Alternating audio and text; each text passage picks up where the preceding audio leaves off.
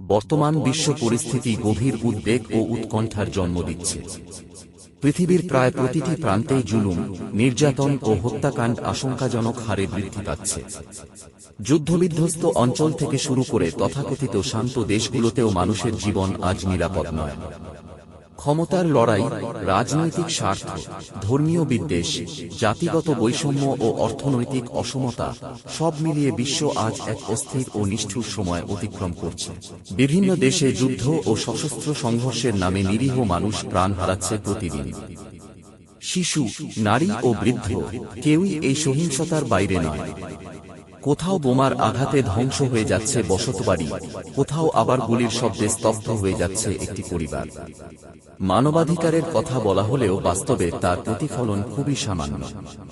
শক্তিশালী রাষ্ট্র ও গোষ্ঠীগুলো নিজেদের স্বার্থে দুর্বল জনগোষ্ঠীর ওপর চালাচ্ছে নির্যাতনের স্টিং রোলার। অন্যদিকে শান্তিপূর্ণ সমাজের ভেতরেও হত্যাকাণ্ড বেড়ে চলেছে।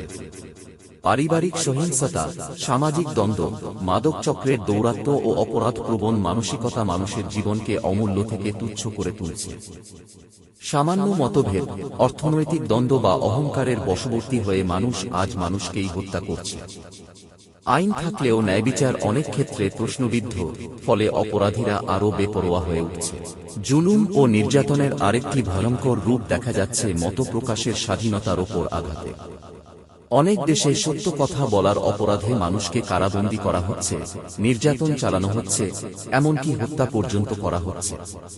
সাংবাদিক, মানবাধিকার কর্মী ও সচেতন নাগরিকরা ক্রমেই ঝুঁকির মধ্যে পড়ছেন।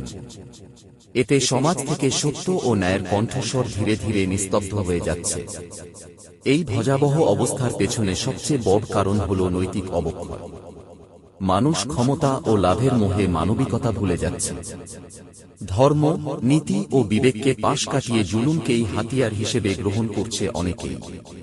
ফলে সমাজে শান্তি নয়, বরং ভয় ও অবিশ্বাসের পরিবেশ তৈরি হচ্ছে। তবে এই অন্ধকারের মাঝেও আশা একেবারে নিভে যায়নি। পৃথিবীর বিভিন্ন প্রান্তে এখনও এমন মানুষ আছেন যারা জুলুমের বিরুদ্ধে আওয়াজ তুলছেন, নির্যাতিত মানুষের পাশে দাঁড়াচ্ছেন। তাদের এই প্রচেষ্টাই প্রমাণ করে মানবতা এখনও বেঁচে আছে। এখন প্রয়োজন রাষ্ট্র, সমাজ ও ব্যক্তি পর্যায়ে সম্মিলিত উদ্যোগ।